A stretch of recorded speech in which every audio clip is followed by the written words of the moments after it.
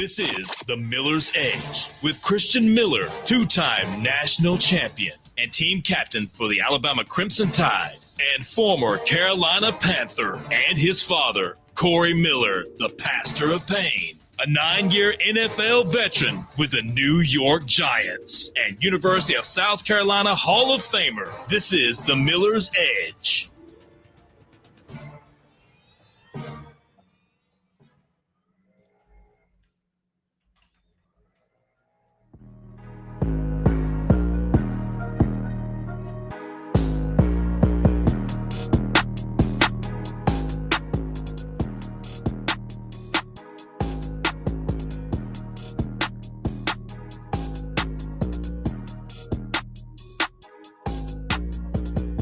And welcome into this Wednesday edition of the Miller's Edge, Tide 100.9, 1230 WTBC, presented by the good.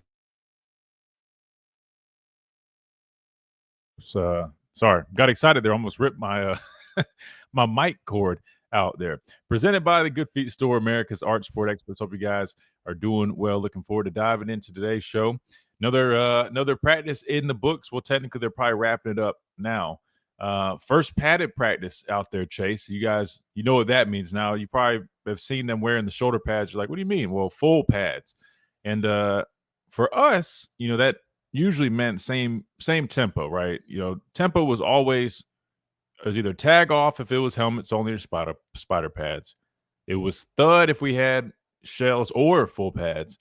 But with Coach DeBoer, they actually have some live periods when they go full pads. So today they actually had some live periods, guys. They actually got after it and went full tackle. Now, I didn't get to go out there. I just was telling Chase, man, I planned on getting out there to go watch their padded practice today, but I had to get my car serviced, and I'm driving a Tesla right now, right? It's kind of different. Everybody that knows me knows I'm normally driving a big jacked up lifted truck, diesels, all that stuff. But I've been driving a Tesla recently. By the way, not to endorse it on here, but I will say it is probably one of the coolest cars I've driven. Anyway, coolest thing is they actually come to you and service you. Like, you don't just take it if you have like a tire issue, you can go to a regular shop, right? But like anything else, you set it up through an app, and then either you take it to the nearest location to you, or they'll come to you. And they ended up just coming to me, like swapping the battery out, doing all that. But anyway, that was this morning, so I had to be at home. That way I didn't miss my appointment because I needed to get that battery, man. Chase, you just were talking about it heating up, man. My AC was kind of like in and out because of the battery. It was like trying to preserve. Long story short, couldn't make it up there. But we do have plenty of media clips from the media availability portion, so we're definitely going to put that on the screen, dive into it, see if there's any observations we can come away with from taking a glance at that. But I will say, I know we do need to get to some interviews from yesterday. Ryan Grubb spoke to the media. Again, I like when he speaks, Chase, because he's very upfront and honest. I mean, if you ask him anything, he's open to telling you what he's thinking, right? So we'll hear from him. We'll do that early on in the show because I've realized normally we try to wait to dive into the interviews, but then we never get to them. We always end up going to you guys, which is great.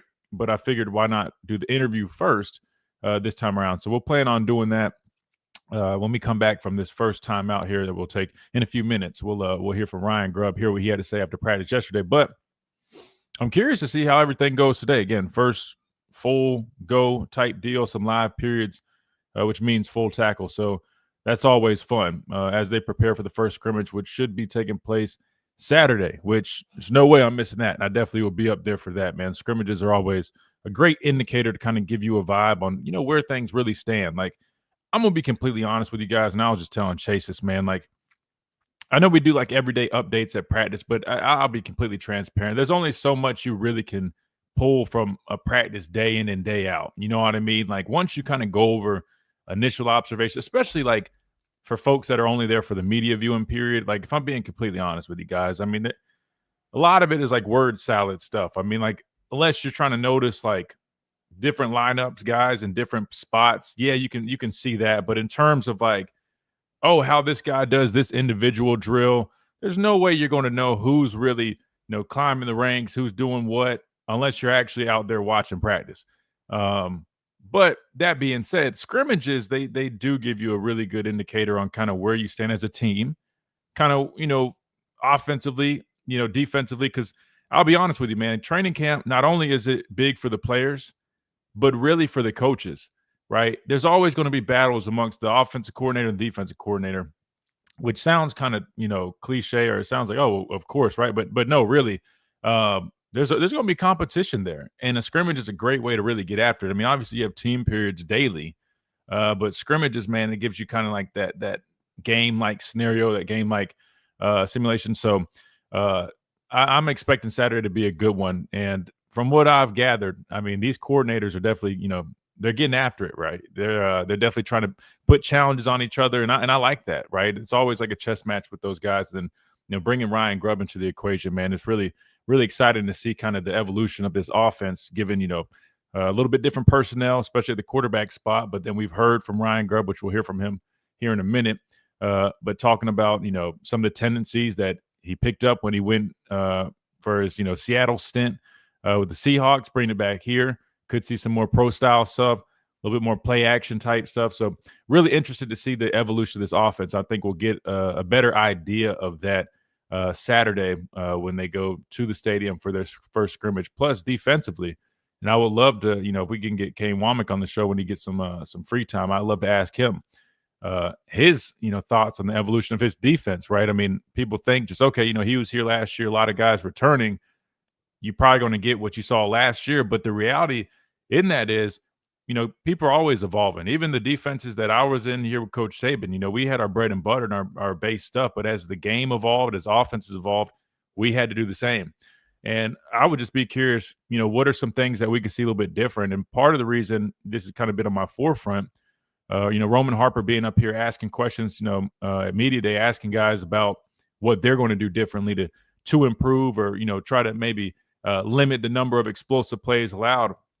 It makes you think, as a coordinator, I can only imagine, Kane Womack now has a year under his belt in the SEC. He got to see, their opponents from last year, the things that went well, the things that didn't go so well. What are some things that we could see implemented in this defense that could be a little bit different than we might not have seen last year? So that's something I've been trying to keep an eye out for. You see these videos of guys, getting reps at like those mug positions, which I've talked about here on the show. I know you've seen those clips. The inside backers, they're literally repping as if they're they're mugged up in the A gaps, which you see a lot on third down. But first and second down, that's a little aggressive, right? But it is something that we're seeing a little bit more of. If you watch the NFL, I mean, Brian Flores, I think he's known to do it. Some other NFL teams get to it, and we're starting to see it here in Alabama. So that being said, I just want to kind of go over some things that were on my mind in terms of what I will be looking out for moving forward. Not just, certain guys. I know it's easy to say, oh, we want to watch this guy or this group, but little nuances like that I think are always interesting, because, we know what we got last year. Matter of fact, I've actually started going back and, watching some tape from last season, trying to get an idea exactly of how do we play certain things, how do we go about certain looks. Then I'm going to start kind of comparing it to what I'm seeing now, seeing what really looks different. So that being said, just wanted to give you guys, I guess, a little heads up on kind of where my mind is at. We're 6 days into training camp, kind of what I'm looking out for, what I'm going to be looking for moving forward. And obviously I'll always come back to you guys and give you guys my observations and breakdowns and whatnot. That being said, a couple other things that we'll dive into. Always got some videos to throw at you, so we'll make sure we get up to date with that. Plus, we never really got into the talk about the whole branching off sports clubs from the university stuff, so maybe we'll circle back with that here in a little bit. But per usual, always want to remind you guys are more than welcome to get in on the conversation. 205-342-9904. If you have any questions, comments, or concerns, hit us up. We want to hear from you. We want to talk to you. You can do it that way, or you can always join us right here on the YouTube stream at the Miller's Edge on YouTube, where we stream the show. You can watch me do the show, watch all the clips that we put up on the screen, and drop all your comments, questions, all that stuff in the chat where we can discuss it on the show. You guys can discuss amongst each other. And last but not least, follow us on X. Why? Because you can stay up to date with all the shows, everything we've got planned in the future. Plus, you can always send us content. You guys want to watch us react to something, you got a video that you've seen that caught your attention, you want us to watch it and give our thoughts, well, you can do that right there on X. Very easy. Just tag us in it. We'll check it out and put it up on the screen on the stream, and we'll talk about it. Speaking of big things planned, 12/25 is where we will be for home games this year, again, like we did last year, doing our live show. So make sure you guys are ready to get your game day weekends kicked off the right way. You guys don't want to miss out. It's always fun, right? Obviously, you like watching me do the show here on YouTube or like listening. Well, you can enjoy it in person, right? At 1225 University Boulevard. Very easy, right there on the strip, walking distance to the stadium and all those close by places. So it's always a fun time. They've got great food, whether it's burgers, wings, rotel dips, all types of stuff. Plus, great drinks. They're known for their Tipsy Elephant. Ellis and Tommy love that one, man. It's a real big hit there. But again, that's 1225. It will be the home of the Miller's Edge once again this year. Super excited for that. You guys have been asking, and we finally got those details for you. So make sure you guys come check us out if you're in town for a game. And again, Fridays, man, we'll be right there doing the show at our normal time. Would love to have you come hang out with us, man. And we're going to have some giveaways and stuff that we're planning as well. So make sure you guys stay up to date with that.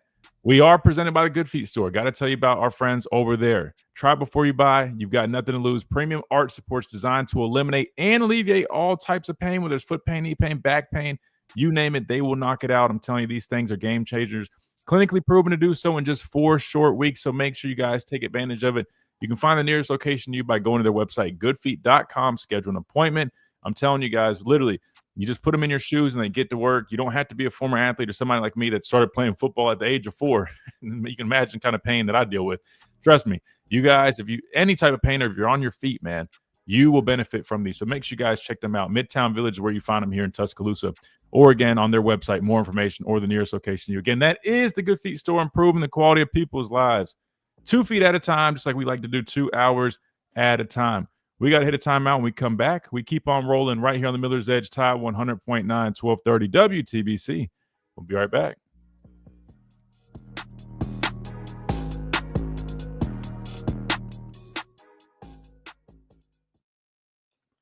All right, guys, we're rolling. We're rolling. Let's do a roll call. I'm gonna start doing that because I like seeing where everybody's from, who we got in here.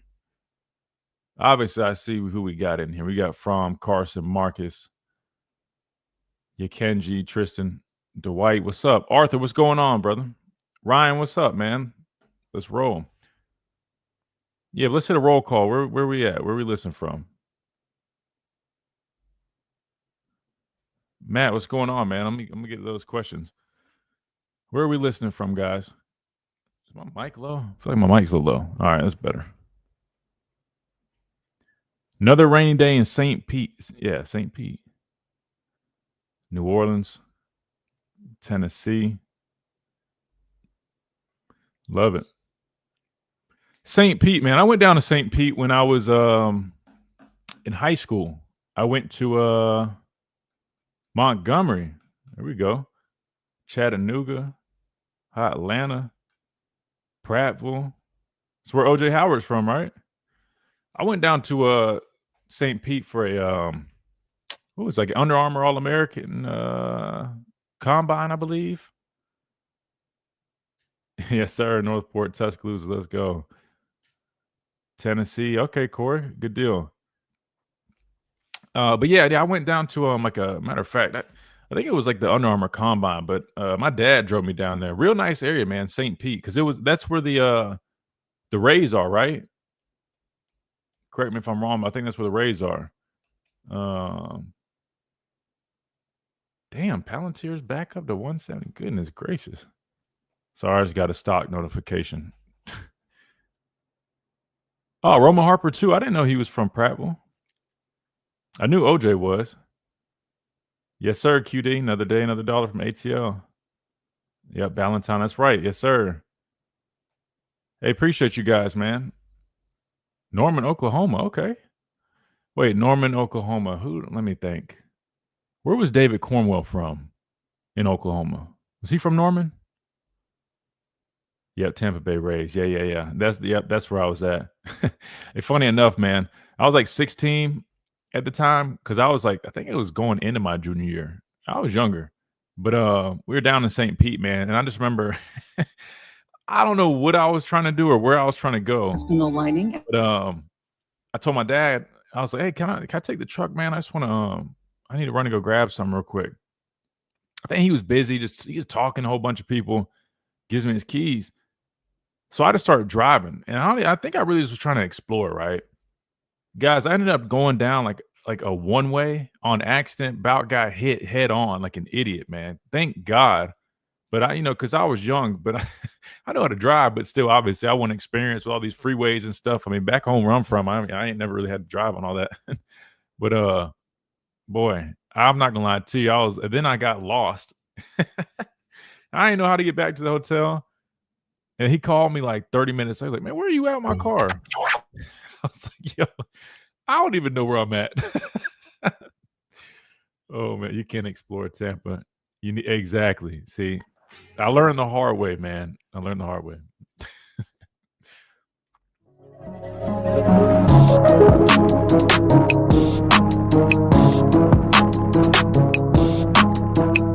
And welcome back into this Wednesday edition of the Miller's Edge, Tide under .9, 1230 WTBC, presented by the Good Feet Store, America's arch support experts, man. But shout out to Brian Harden Construction, man. That's like family right there, man. But if you guys have any crane needs, all that type of stuff, man, I know you guys hear the ad. You see them on all the time. Or there you go, right there on the screen right there, man. Make sure you guys check them out. Industrial contractors, all that fabrication stuff, man. You guys, we got a lot of listeners in the trucks driving around that have those needs, man. Make sure you guys check out Brian Harden Construction. Definitely, they're great at what they do. Great people, man, first and foremost. So make sure you guys check them out, man. Just want to get that in there real quick. Before we dive into some stuff, let me throw on some of these highlights on the screen while we talk a little bit, because I know we got JR on the phone line, so we'll get to him here in a second. I know we said we're going to Grub, which I promise we will.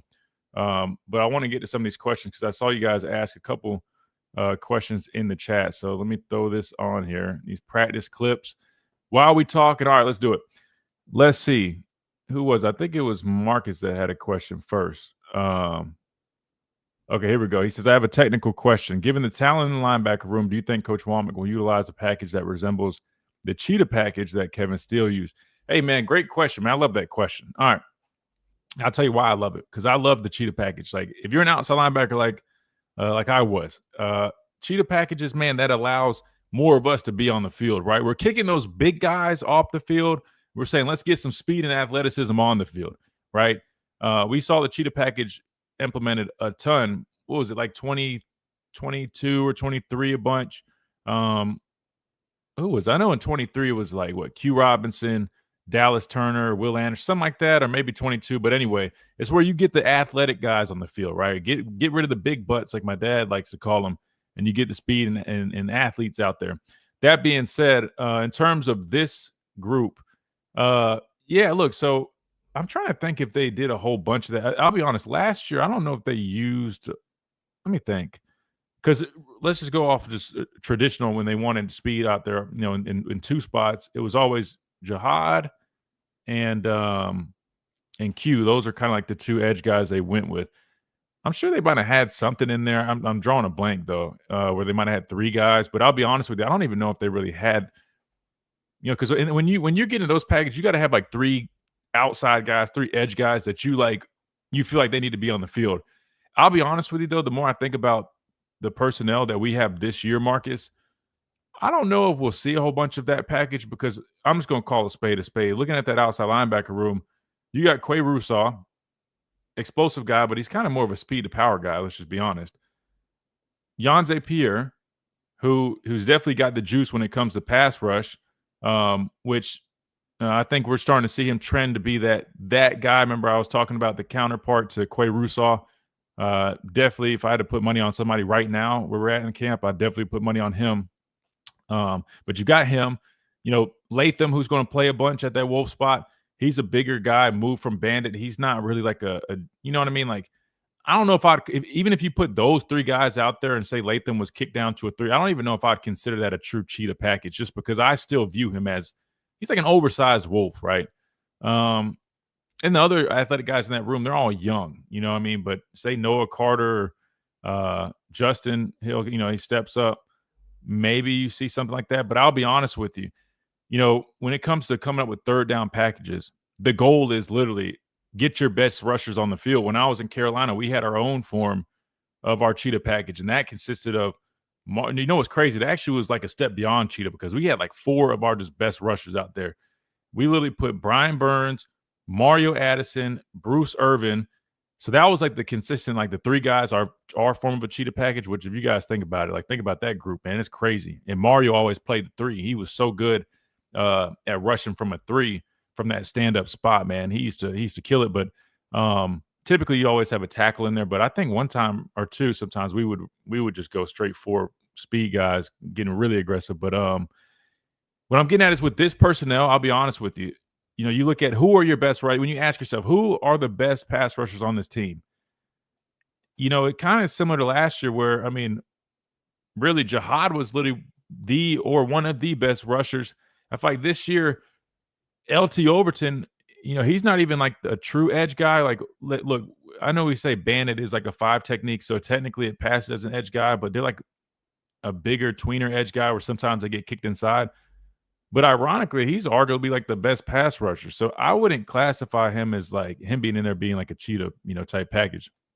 You know, when I look at the pass rushers we have, I would say him and Quay are probably your top guys as of now.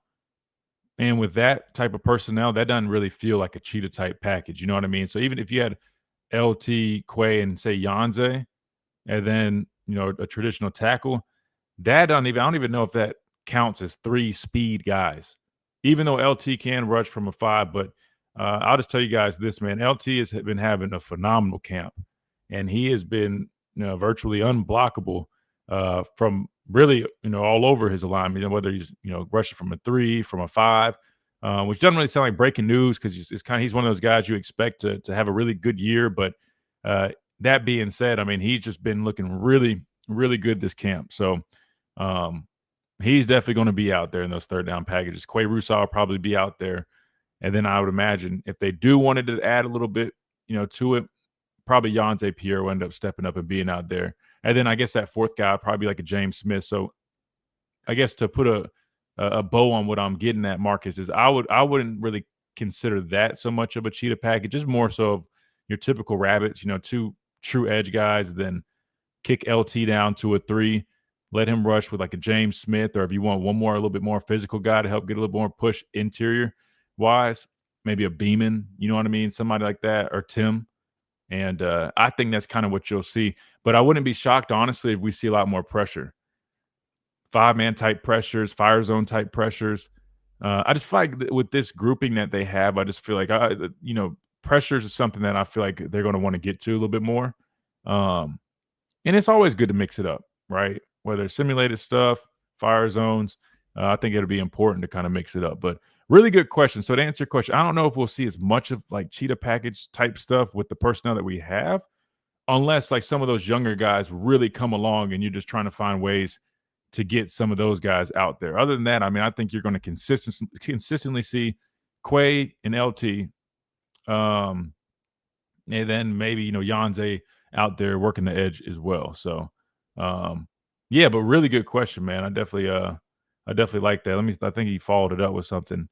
So maybe they'll use something equivalent when looking to generate faster pass rush and long. Yeah, and so really, you know, those cheetah packages, man, they really came to life because we didn't do anything like that my first year in 2014. And a matter of fact, I mean, we used to use traditional. Hey, man, shout out to my guy Ducey. Love Denzel Duvall. But I mean, like we used to, like 2014, like me and Rashawn were like the early stages of when we started transitioning to more of the lighter outside backers. You know what I'm saying? Before you had Xavier Dixon, Adrian Hubbard. I mean, all these guys are like 260 plus. And even in 2014, we used to bump Reggie down, and Reggie was a bigger guy. Reggie was like 250 playing middle, but he moved down and played edge. And it wasn't until, you know, the following year, 2015, we still had Denzel. Dylan Lee was starting Sam, but he came out for pass rush packages. And then you started seeing Rashawn get some opportunities, things like that, trying to get to a little bit more speed. But it wasn't really until 2016 that we started really trying to, you know, implement that athleticism that, you know, look, they brought us in there for a reason. So that's when you started seeing, you know, Tim, Ryan Anderson, Rashawn, myself. We brought in Terrell Lewis, Jamie Mosley, you know what I mean? And then from there, you just kept seeing more and more of that. And, you know, why? Because offenses had evolved, right? I mean, you went from playing against a lot of pro style offenses, a lot of, you know, 12, 20, you know, 21 personnel, 2-back type stuff, heavy downhill. Like, for example, when we used to play LSU, I mean, it was as physical as, I mean, that was one of the only games we really played base. Why? Because, I mean, they're running the ball. They're using fullbacks, heavy sets, jumbo tight ends. You know what I mean? But now you're starting to see more dual threat quarterbacks. I mean, think about LSU the past couple of years. I mean, like Jaden Daniels. I mean, you have to have speed on the field to counter that, right? And it really started, you really got to give a shout out to Johnny Manziel because he was the one that really kind of got everything going. If you think about it, I mean, he gave Coach Saban and our defenses headaches, right? Multiple, years. So that's kind of where you started seeing, that being implemented, more and more speed on the field and getting away from some of the big, heavier guys because you had to find a way to counter these dual threat quarterbacks. So, but yeah, man, really good question, brother. Really good question. Always like those types of questions. Dang, it's already time for another timeout. Let me see if we got one more question I can hit real quick. How about this? We'll hit this timeout, then I can actually get these questions in order. That way when we come back, I can just go ahead and start firing them up. Plus, we got JR to get to on the phone lines. 205-342-9904 is the number. We're going to hear from Ryan Grubb here in a minute as well, so make sure you guys stay locked and loaded. We're just getting started right here on the Miller's Edge. Quick timeout. We'll be right back.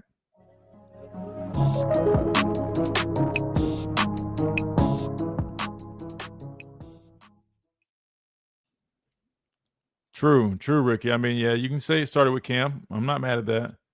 I just know, really, I mean, for me, yeah, you're right. It did start with Cam, 100%. But we came in like, the thing was they saw Cam, and I don't think they still started really recruiting that type of guy until, like, Manziel. I remember I came on a visit here. Matter of fact, my first game here was against Texas A&M. I came on a visit, and I just was watching Manziel just run all around our defense, making these crazy throws. And like, I remember like Coach Saban literally telling me when he was recruiting me, like, this is why we're recruiting you. Like, to be able to stop these guys. Because, I mean, we weren't built for, they had all these big, heavy guys. I mean, even going back to like the Courtney Upshaws, you know what I mean? Like, they had big physical thumpers, right? Like, I mean, I was literally the polar opposite of what, Bama traditionally had. But that was why, he recruited me and Rashawn. And I guess technically Tim would have been like the first one in 2013, technically. But really the following, like 2014, I mean, literally our whole class, me, Rashawn, then Jamie, all of us, I mean, none of us were over 215 pounds. You know what I mean? So that was when it really shifted. Let me scroll up, see where all these questions are. Matt had one. We'll get to that. So I got Matt's. I just want to make sure I didn't miss anything. Sorry, make sure my mic's good. All right.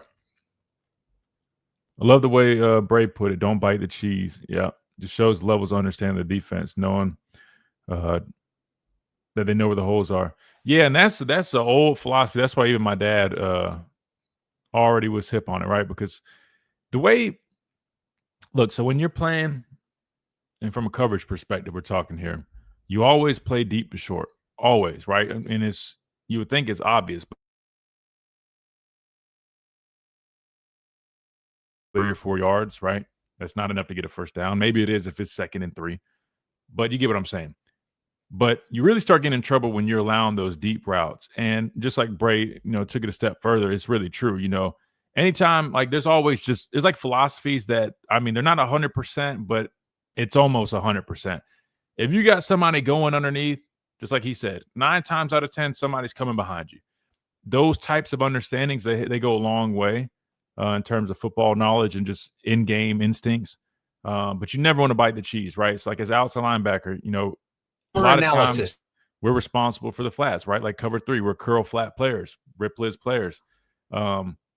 Always had to be hip on that, because what happens is you have a lot of guys that don't understand that. And they literally just see a running back or a tight end flying to the flat, and they chase them. That's what the offense wants you to do. They want you to chase that 1-2 yard route. That way they can hit right behind you. They can hit that slant behind you, hit the curl.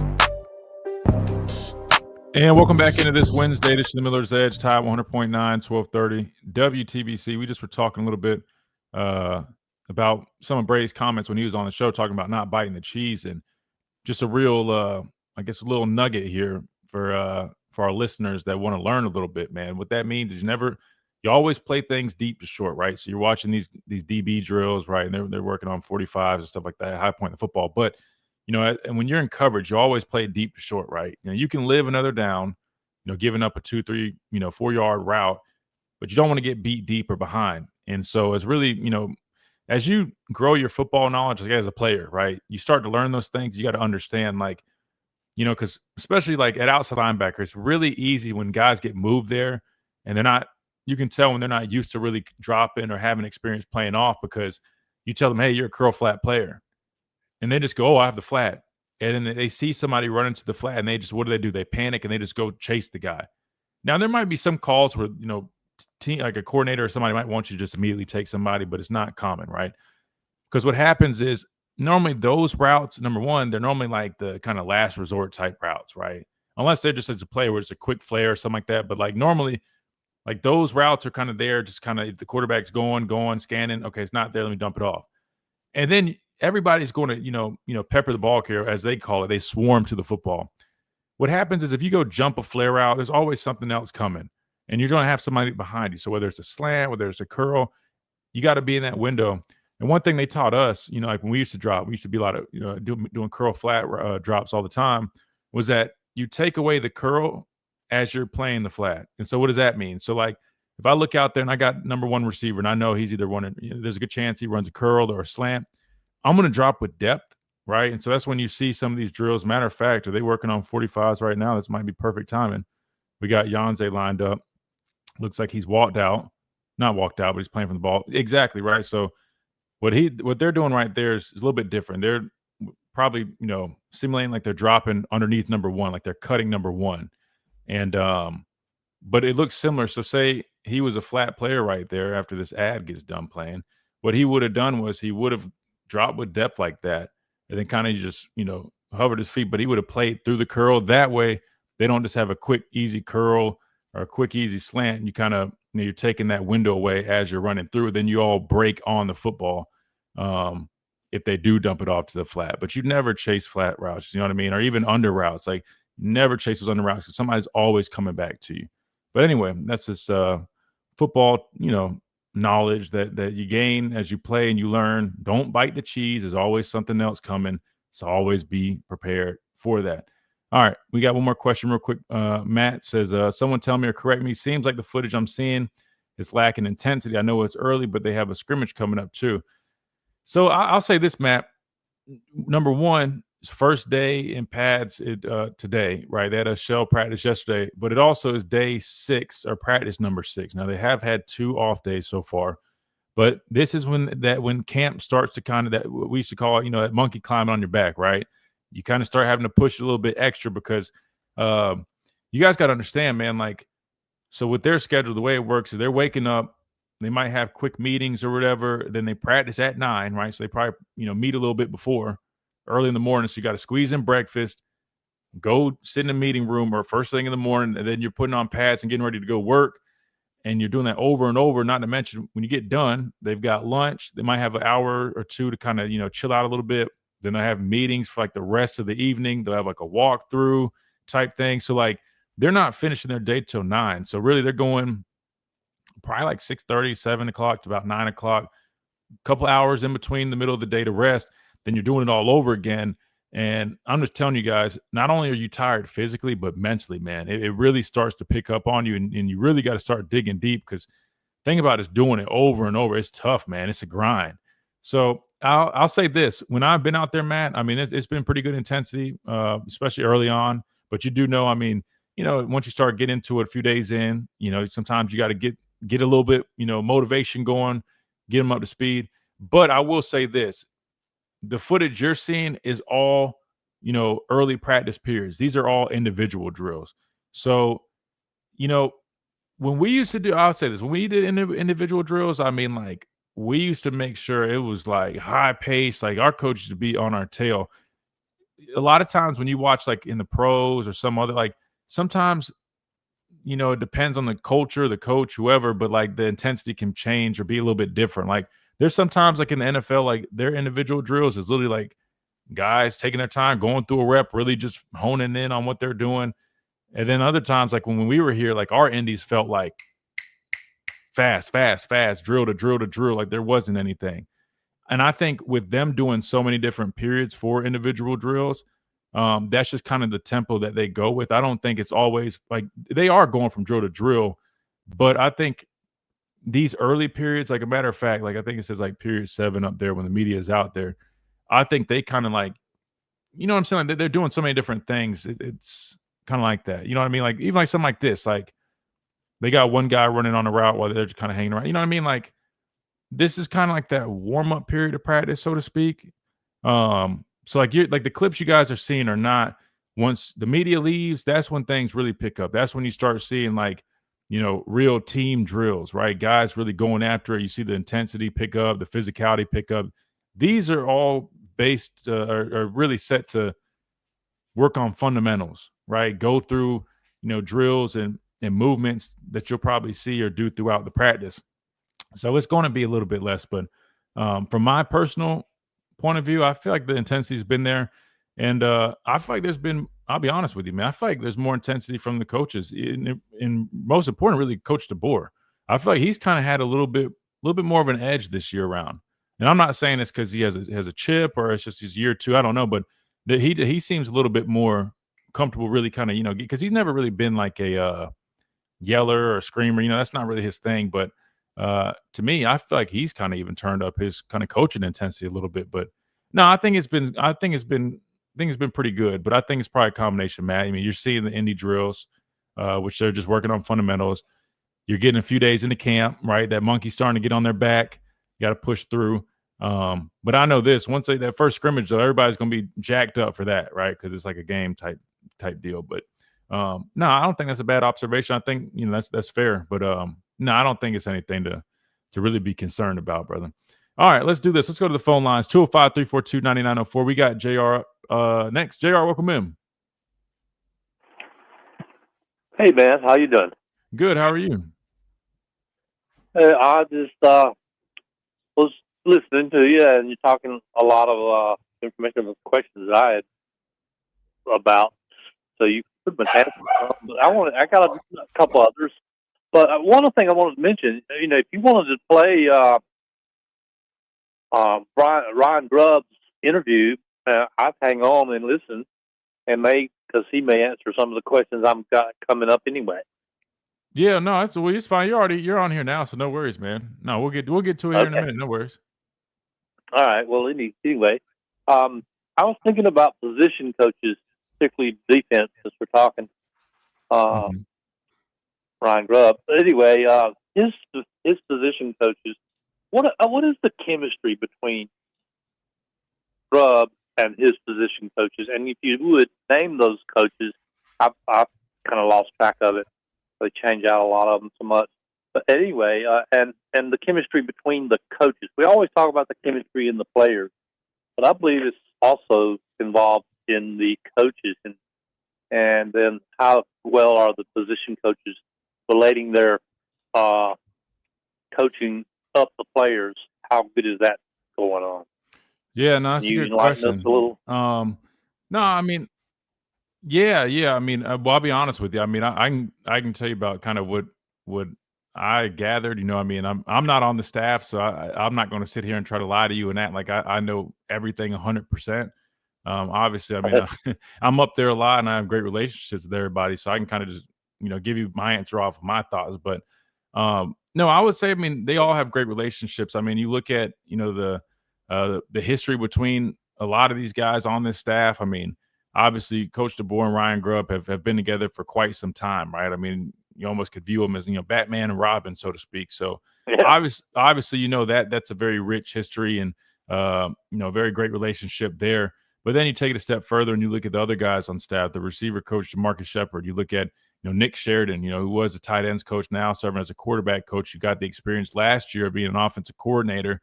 So obviously those guys are, really comfortable with each other. I mean, other than that, I mean, you got, Robert Gillespie, who was already here. They retained him. They brought on Coach Cap as the offensive line coach, and then the tight ends coach, they brought him in. But, the first guys I named, they've all been together for several years. So they know how they work together. They understand, that dynamic. So I think that definitely is a benefit there. In terms of, how he's, working with the other guys. I mean, from my understanding, I mean, I haven't heard anything that would say otherwise, that it's not, a strong, sound relationship. I know he's very respected. I know he's a very smart guy. I know he takes great command of his units. And I think it's actually kind of cool to think about. I mean, him and Sheridan working together. Sheridan had the experience working here last year, so they can bounce things off of each other. Obviously, he's more experienced, but he also has experience of going and, coaching the NFL year. Now he comes back. I mean, he still could probably benefit from talking to Sheridan, because Sheridan can say, hey, this is stuff we saw last year. This is what we dealt with. This is how we did it. And then they can come together. And I think that definitely is a benefit for this coaching staff. So in terms of Ryan Grubb, though, man, he gets after it. He's tough on his guys. I mean, I think honestly, that's a good thing. I think that's what, our guys need. Really smart coach, a lot of experience. And I'm really excited to see what he can do, but he's definitely somebody that I feel good about calling plays, implementing his system. I think there's going to be a lot of good balance. I think he's smart and understands, how to, call things to take pressure off of quarterbacks. I know, like, getting into rhythms. I think he did a really good job when he was at Washington with Penix, and I fully expect that, or at least something very similar here with Ty and the guys that we have in this quarterback room. Oh, that's cool. Yeah, the coaches that he has, that Ryan Grubb has on his position coaches. You didn't name their names, but I just was curious as how they are individually doing with the players that they're coaching up. That's important, that they're coaching up the players, and how good of a communication do you feel like are between the individual coaches and the players? Well, I named the whole offensive coaching staff. Which one didn't I name? Oh, okay. All right. I was just listening, and you did. I was just making sure that you got them all. I guess you did. But yeah, well, I said Robert Gillespie for Robert Gillespie for running backs. We said Jamarcus Shepard for receivers. We said Coach Cap for offensive line. Coach Bryant is Ellis for tight ends. Quarterbacks, Nick Sheridan. Am I missing somebody? You got them all. You got them all. No, I guess you got them all. Yeah. They wouldn't have an individual coach for the center. He'd be just offensive line, right? Yeah. So that's the all. Center is the one that calls the plays for the offensive line, and usually, and so. Well, quarterback's calling the plays. Centers can be responsible. Well, centers can be responsible for protections, right? Identifying the mic, but also quarterbacks can be as well. I mean, it kind of depends on the system. Teams kind of do it a little bit differently, but yeah, that is a known responsibility for centers. But they all still are in the same room. I mean, tackle, guard, center, guard, tackle, all those guys are in the same room. Tight ends are in a separate room, and that's it, though. Yeah. I'll just never forget the argument between quarterback and the center. Who was it? AJ McCarron and Barrett. Yeah. That time about calling the plays, that was real funny.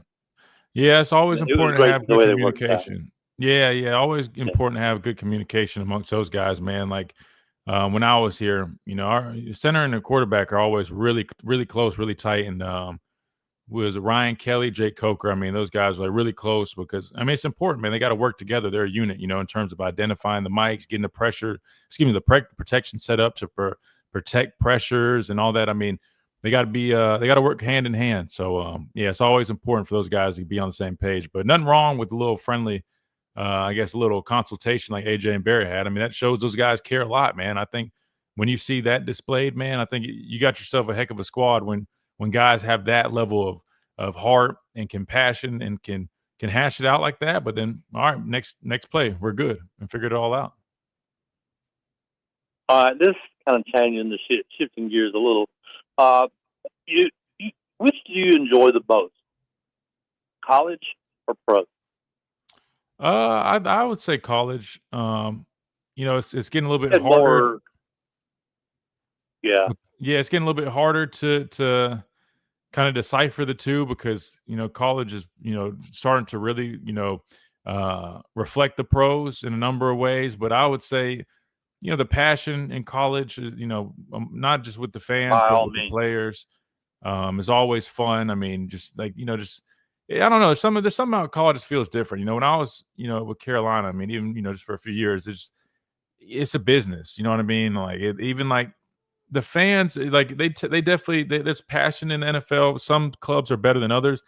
Excuse me, but you know, once you're doing it as a job, it just feels a bit different. Like in college, like the camaraderie that we had in the locker room was way more close knit than it was when I was in Carolina. Like I had great relationships with my Yeah. teammates, and my dad would say the same thing. I mean, my dad has lifelong relationships with the guys he played with in New York. Granted, he was there like 9 years, but I would just say, like the relationships I made while I was in college. I mean, we were going from teenagers and young men to growing up together, right? I mean, and the memories and all the stories that we have. I mean, we were around each other 24/7. I mean, like you couldn't That's beat what I it. was about to say. Yeah. Yeah, and in the NFL, it's kind of like, all right, we're showing up, we're getting paid to do our job. A lot of guys, when they're finished, obviously, they need to do rehab or whatever. They do that, but then they're going back to their families. It doesn't feel the locker room doesn't feel nearly the same in the NFL that it does college, and for that, I always would lean towards college. Plus, even watching it, it's, to me, college is a little bit more. I don't know. The passion just feels a little bit higher. The NFL just feels kind of like a business. Guys trying to win a Super Bowl, but college is like these guys are fighting to make it to the NFL. Obviously, NIL makes you question if that drive and that hunger is still there, but I still would lean towards college. But it's getting a little bit the lines are getting a little bit blended slowly, and I don't like that. Gotcha.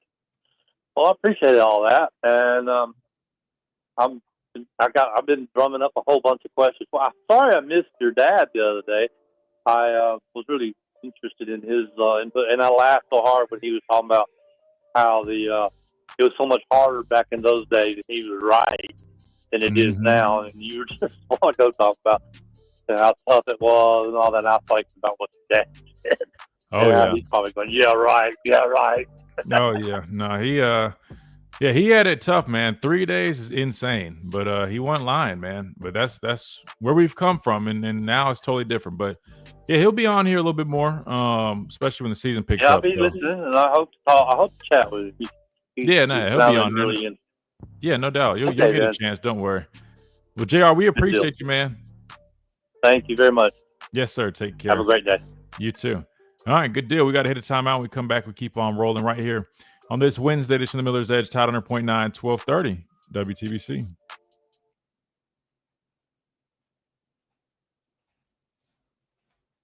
Weather brought to you by Tidwell Chiropractic. All right, let's see. Yeah, Matt, definitely want to see them get after it. I'll say this, man. I expect this defense to be pretty aggressive. I'm not going to lie to you. Now, I do have a little concern there that if you overdo it, it could, definitely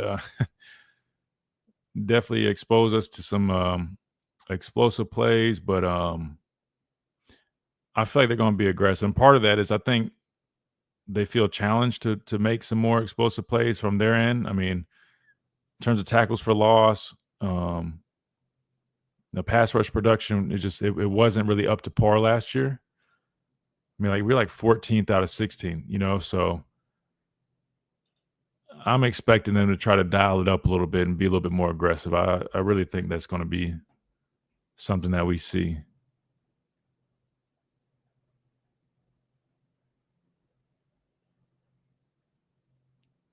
Wait, damn, hold on. I was trying to find.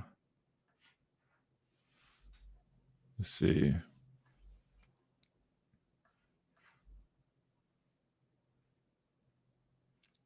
I was trying to find this. Where's our stream link? That's weird. All good. All good. Let's make sure I didn't miss anything else.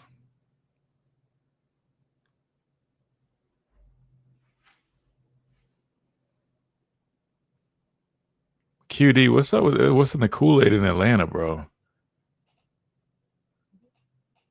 I ain't gonna lie to you, brother. I mean, you said it one time, cool, 2 times, all right. Now that's every day. You talking about why not us? We're winning it. QD, you good, bro? QD's becoming I was gonna make a joke. I'm not gonna make that. I was gonna say QD, you sound like you might have been tuned in to some of these little podcasts and stuff a little too much, man.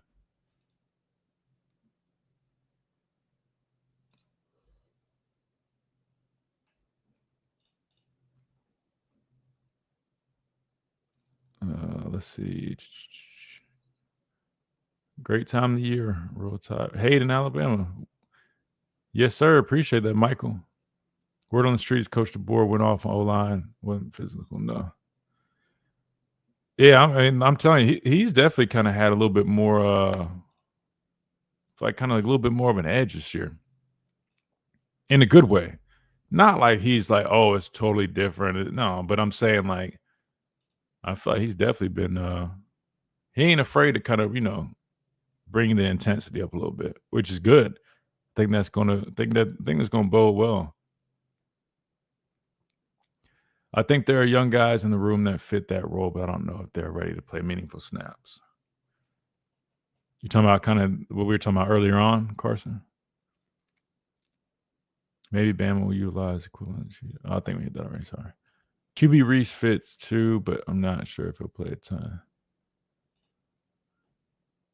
Is that QB Reese? Is that 30? Who is? Everybody keeps talking about his name. What number is he? I'm not gonna lie to you guys. I know I hear the name all the time, but I don't know if I'm putting it with the numbers just yet.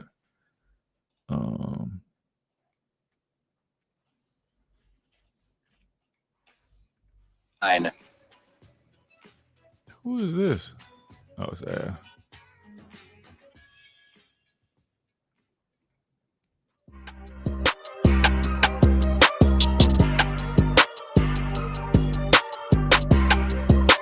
And welcome back into this Wednesday edition of Miller's Edge, Tide 100.9, 1230 WTBC. We got about a couple minutes real quick before we hit this top of the hour break. But thanks to JR, we just got done talking to him on the phone line. So some quick little notes that we'll hit in the next couple minutes real quick.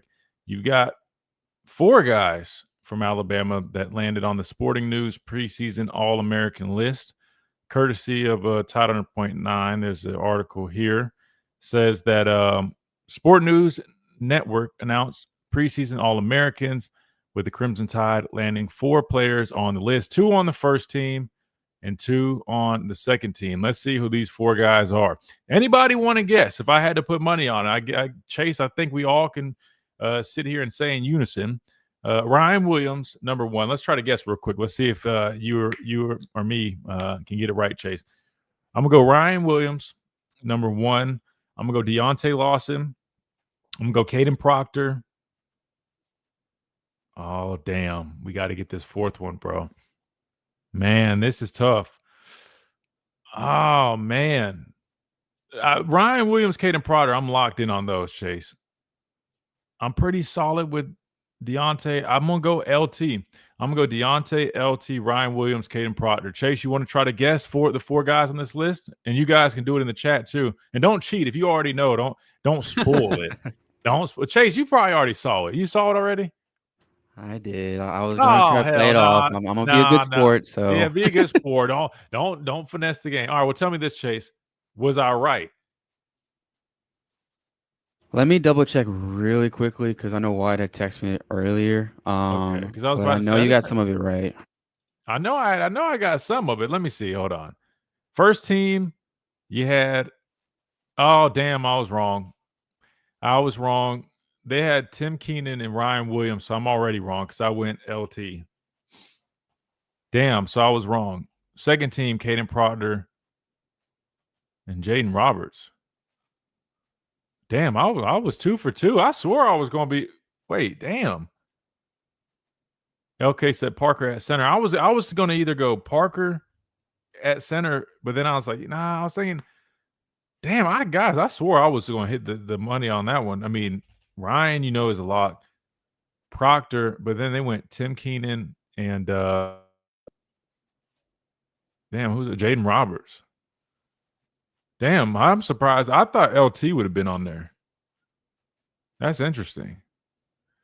I mean, these lists, man, they're all over the place. But shout out those guys. Again, these are just preseason lists. So hopefully, if we have 2 offensive linemen as All-Americans, I feel like we would already be much improved at that unit, man.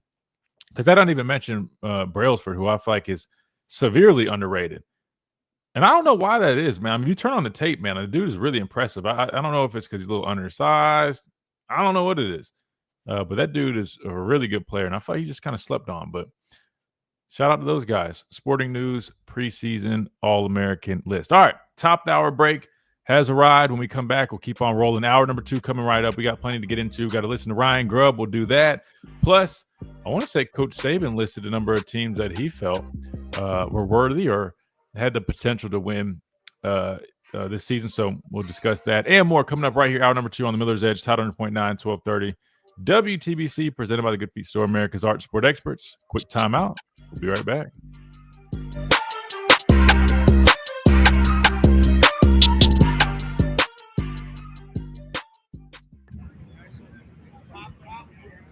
WTBC Tuscaloosa and W265CG Tuscaloosa, a Town Square media station. Tide 100.9 and streaming on the Tide 100.9 app.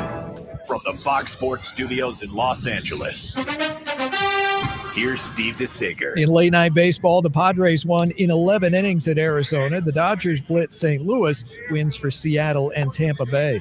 Texas shut out the Yankees 2-0. The Yanks have lost 5 in a row. The loss to closer Devin Williams, who gave up the 2 runs in the bottom of the 8th. First place Toronto was a 10-4 winner at Colorado. Boston won its 7th game in a row, 6-2 over Kansas City. Milwaukee won its 5th straight, 7-2 at Atlanta, while the Cubs were beaten. Cincinnati beat them in Chicago 5-1. Philadelphia won, the Mets lost. Minnesota with a victory at Detroit 6-3. The LA Rams gave running back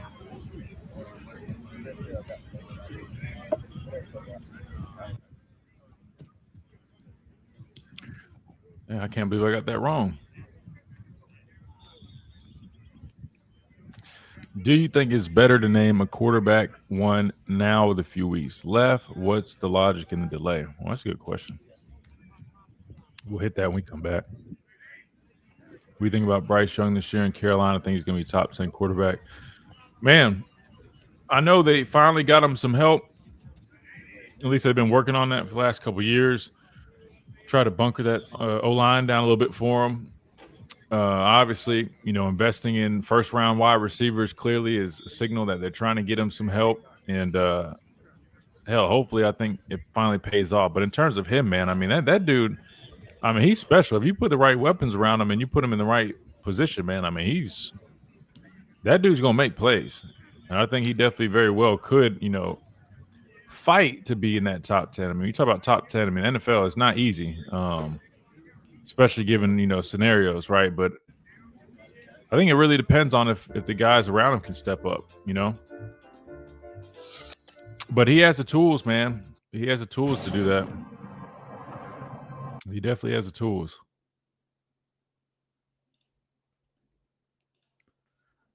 But I'm definitely rooting for him, man. Great dude. Cutie said, bro, I'm just emphasizing what this season has to be. Average season cannot happen. I don't think it happens, but I mean, let's just be honest. I know you guys don't want to hear this, but even if it was another 9-3 year, I mean, it really ain't the end of the world. It might feel like it for Bama fans because we're not used to it, but that don't mean year 3 can't be a home run and then we all forget. You know what I mean? Like, granted, I don't think that happens, but I feel like it's worth at least throwing that out there. Like, if it did happen. It doesn't mean like, oh, man, we made the wrong decision. No, man. If anything, year 3 normally is the real year. I know everybody's talking about, year 2 for Coach DeBoer, but I think year 3 is typically to talk about new coaches. That's kind of the year anyway. So I wouldn't oh, it would be doom and gloom. Yeah, it would be for the fans, but I'm just saying. But in reality, it's really, only thing I would say it could affect is, that I guess the perception of Bama, the pundits, everybody would really start having some, excuse me, some like not fuel, but some motives to kind of cast more doubt. Maybe that could roll down to maybe recruiting. Maybe some recruits could say, "Hey, man, we're a little hesitant now. We want to see kind of how it plays out." But again, I don't think it would be. There would be doom and gloom from a media perspective, and from maybe just like the outside looking in. But I wouldn't personally. I wouldn't freak out.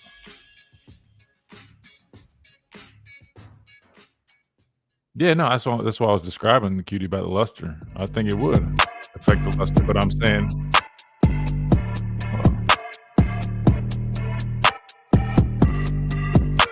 And welcome back into this Wednesday edition of the Miller's Edge, Tide 100.9, 1230 WTBC.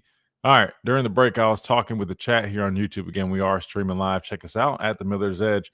And I was just joking around with QD because he loves coming in here and pumping those rays of sunshine. No, I'm kidding. But what I was saying was, to be fair, because this came up yesterday, Josh Pate, we heard that video about the model. It said worst case scenario 6-6, best case 11-1, and then it said most likely was like 9-3.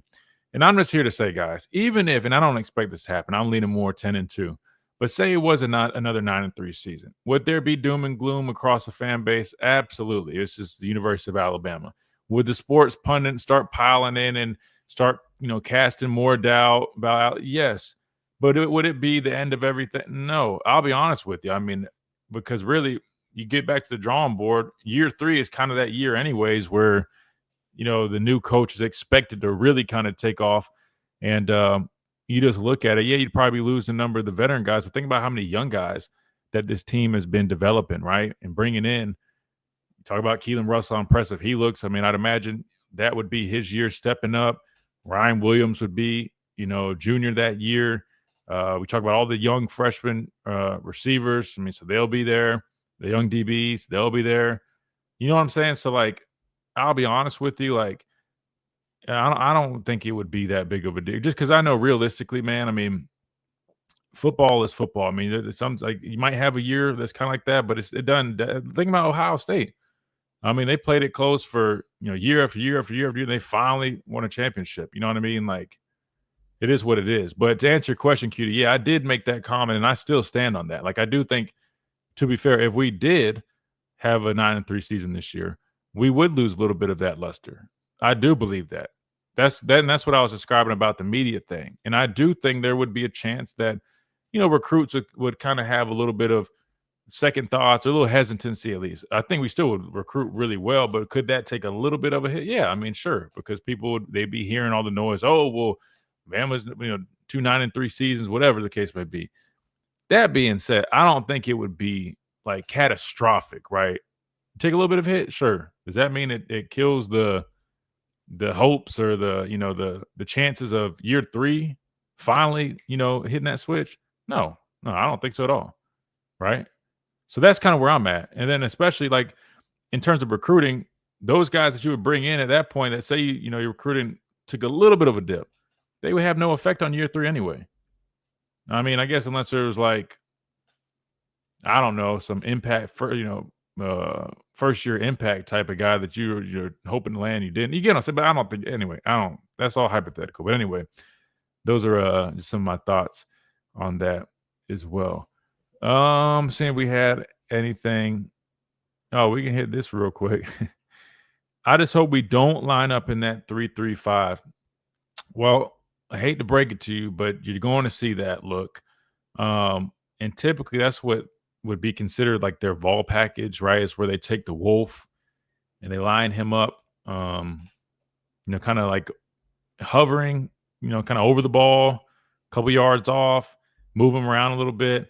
It's something that they do. I mean, I definitely know it creates a lot of, issues for the offensive line. Their their protection, their blocking schemes, right? It's hard to identify guys, and you got a guy moving around. You don't know where he's going to end up.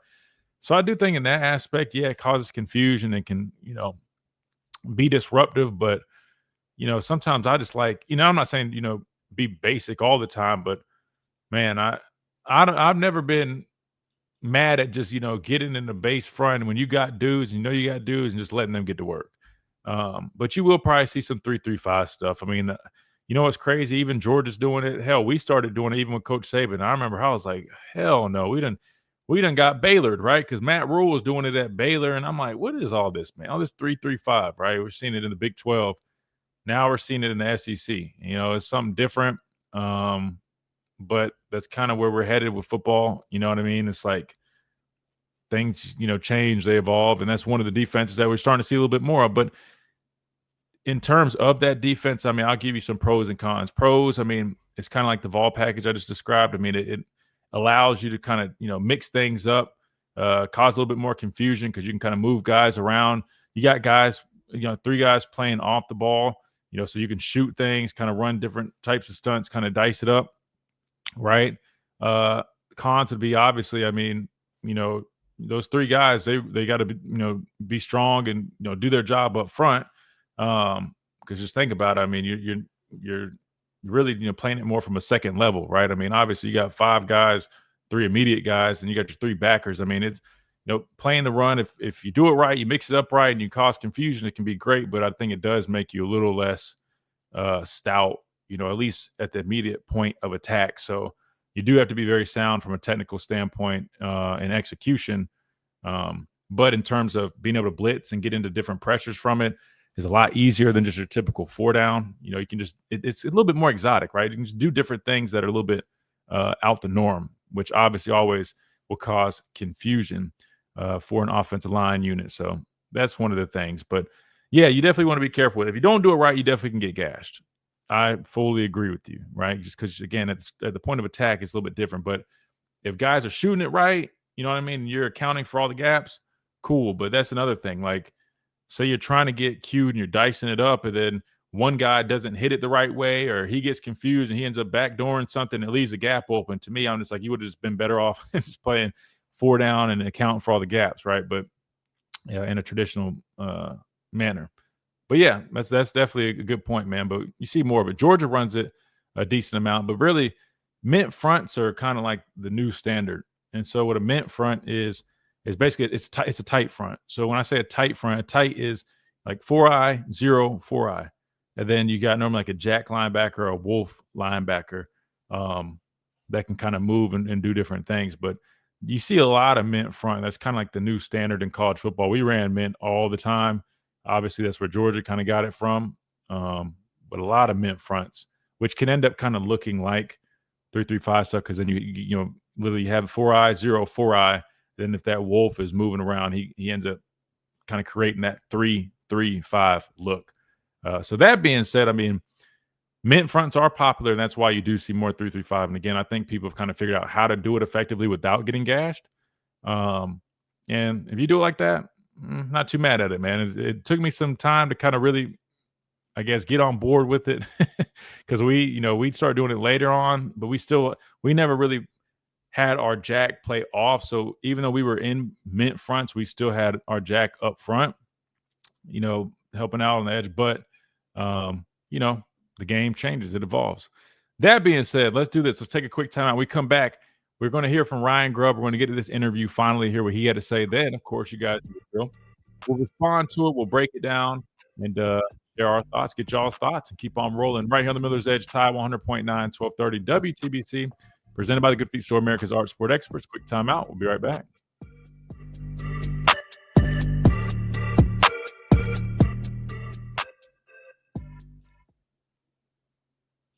.365 24/7. You'll find road and utility. Let's see who tow truck, Coach law Saban enforcement, thinks. and first responders working along. Let's see who Coach Saban thinks can win the SEC title. All right, let's play a guessing game on here. Bama, Georgia, Texas, LSU. Damn. I got to be smart on this one. Man, I got to be smart. Help me out, guys. Who we going with? Who's going to be the 5th team? If you guys have already read it, don't cheat. But let me think. Coach Saban thinks 5 teams can win the SEC title. Bama, Georgia, Texas, LSU. Those 4. It's got to be the 4. I'm standing tall on that. Who's the 5th? Would he say South Carolina? Would he sneak in Florida or Oklahoma? Man, what do y'all think? Who's it going to be?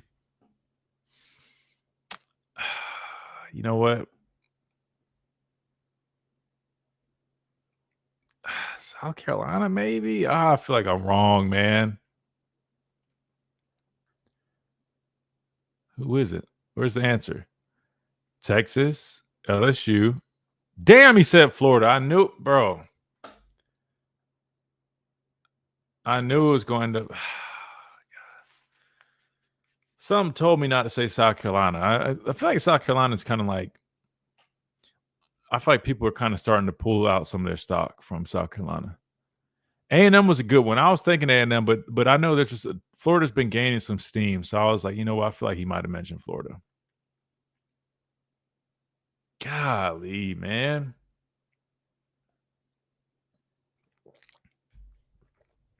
Guys, this is why I don't bet, right? This is why I don't bet and why you should always be smart if you ever do. Cupcake schedule. Hold on. What happened? Like Al Davis. I don't care how they get it done. 100%. Contain the quarterback and stop the run. Who are you talking about? You saying in general or are you talking about somebody specific? DeBoer went from 11-2 to 14-1 in his second year. Bro, why does everybody do this, man? We got to stop going like, oh, well, this happened. Look, I know it's like fun to do that, I guess, but guys, that has no effect on what will happen this year. Absolutely none. Different team, different players. Like, I know they say history repeats itself, but in that case, I don't know how the hell that has any relation. QD. Wait, was that? Yeah, he's QD, man. What? Are you good, man? What is going on with QD, guys? Somebody check on him, please. Come on, QD. You just throwing everything at me today, bro. My dad needs to get his ass back on here, man. Is it possible? So he could throw some chapstick through this damn screen. Jesus. Oh, man. This is Miller's Edge on Tide 100.9.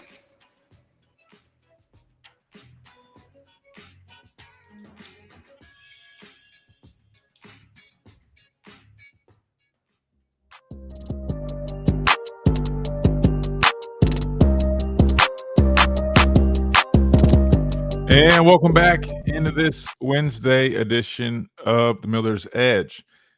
Tide 100.9, 1230 WTBC. Hey, real quick reminder, our friends over at R&R Cigars, man. I know I teased that announcement. We had to push it back a little bit, but don't worry. It will break here on the show, so make sure you guys are looking out for that. But in the meantime, any cigar needs that you have, man, head to their website, rnrcigars.com. Use that code Miller's Edge, 20% off. Boom, done. Just type in the Miller's Edge. Oh, no, excuse me. Just type Miller's Edge, not just Miller's Edge, and you get that deal. rnrcigars.com. Trust me, you don't want to miss out on that, whether it's a gift for you, whatever. Make sure you guys take advantage of it. It's for you guys. Trust me, man. You guys don't want to miss that. Plus, if you're looking for a place to watch your favorite sporting events, hang out, enjoy a nice cigar, over 160 bourbons, you got to check out R&R Cigars. 2703 Gary Fitz Street is where you can find the big old mansion. You can't miss it, man. Great time, great people. It is the place to be, especially if you ever come to Tuscaloosa. You've never been there before, or you're just looking for a place to go hang out, man. R&R Cigars is the place, man. I'm telling you, man. Take advantage of it. Take advantage of the codes. Again, all this stuff is for you guys, man. We work out these things so that you guys can get benefits for listening to the show. I think that's literally what it's for, our listeners, man. So take advantage of all that, all the codes, all that stuff. Again, that is R&R Cigars, the official cigar provider of Alabama football since 2014. All right, now we go to the media side of things, and we'll hear from Ryan Grubb, who spoke to the media after yesterday's practice, and this is what he had to say. You made your point that mentioned get a quarterback named as soon as possible. Are there other positions on the offensive line where the competition is such that there's work to be done? And is there any other position that maybe has some urgency? Needs some urgency? I think you got a little bit more time with those, a little more grace.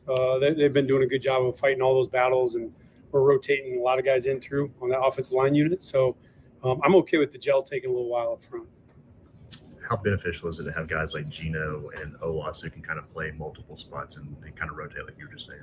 Yeah, the flex position, I think, especially an experienced guy like Gino, is extremely important. You know, if you can play multiple spots, especially if you're a guy that can either snap a football or push yourself out to tackle, life's going to be really, really good for you up front because you got guys that can do both.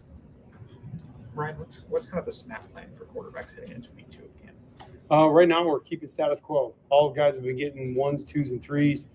With the exception of Ty, he's the only guy that's not taking any 3 reps. So really it's been status quo. But today everybody got a couple racks with the 1s, and Ty took a couple with the 2s. So we're still moving them around, and the guys know that there's a pretty clean picture moving forward throughout the week. Who's coming in the driveway?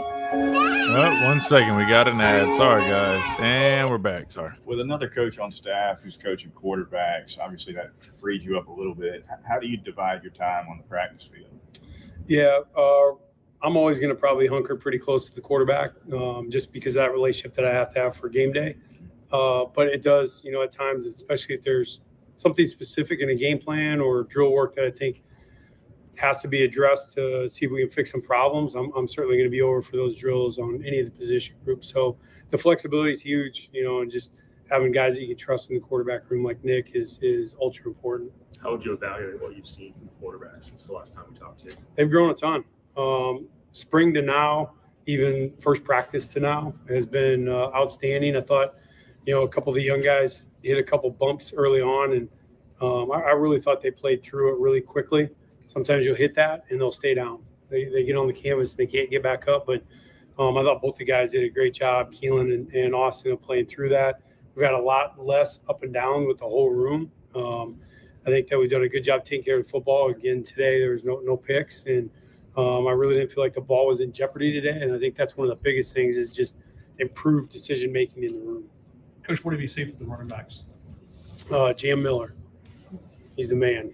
Love that guy. So Jam's been doing everything. I think, you know, the thing about a guy like Jam, you love older guys that don't feel like their skill set's complete. And what I mean by that is I think Jam really wholeheartedly takes on, like, there's things that I can get better at. And he works at them extremely hard. He's very diligent about his process.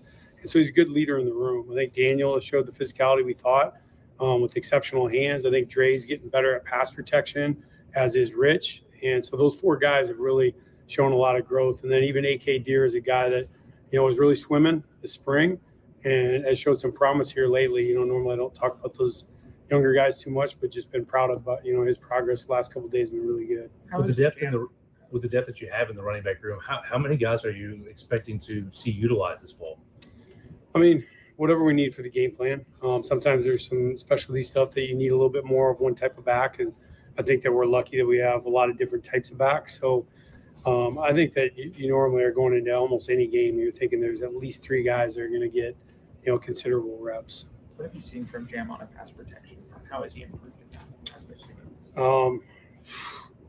I don't know. He was pretty solid right away. I mean, I would say physicality, but he's always been super physical. I think his eyes have improved, you know, just as far as where his first indicators are at and just following his rules. So I think he was pretty dialed, honestly, even before the spring, but I certainly think he continues to improve on that. How would you evaluate Isaiah Horton this fall camp so far? Hungry. Just, I mean, he's a guy like today, he had a touchdown in the red zone, ran a really physical route in the middle third of the end zone that he had to win on tight coverage and bodied the guy up and made a really, really strong catch. And I think he's a guy that is very critical of himself and aware of the things that he needs to get better at. And I think that's all you can ask out of players. And he's certainly doing a good job of that. Coach Shepard said yesterday that Rico's a guy y'all kind of use his blocking technique as an example for some of the other receivers. How do you teach the young receivers the importance of blocking when they may not be getting the ball? Drill it, number one. Blocking circuit is for everybody. So for us, you know, we do work extensively. I mean, that part of our game, you know, from a circuit or a drill work standpoint, it's something I know as a staff that we work every week, every day. And, the receivers are guys that it's really, I guess the point I made the other day in the unit meeting was I said, when I was here in the spring and we were going through practice, I felt like we had to find a guy to pick and point out, like, that's what it should look like. And that was the guy that was standing out. Now, if there's a guy not doing it right and tight hands and good base and things like that, now he's the guy that's standing out. So the room is completely flipped. I think it's a belief system in the room, and they've certainly captured that. There's a general perception that spring ball is more about fundamentals and fall camp is more about playbook install, but that's obviously somewhat of an oversimplification. Mm-hmm. How much is fundamentals still bleeding into fall camp at this point? It's got to stay in there all year. I truly believe that. That's a little bit of coach talk and saying the right thing on the mic, but I do. I think that guys can improve throughout the season, and you don't know. It might be the third string left guard that you got to count on by the end of the year. So you got to continually develop young players, and that's a critical part of what we do. And so it has to be the same, in my opinion, all the way through the year. And you got to be able to show them clips of what it used to look like, what it looks like now, and what you want the finished product to look like. And we certainly do that every day right now.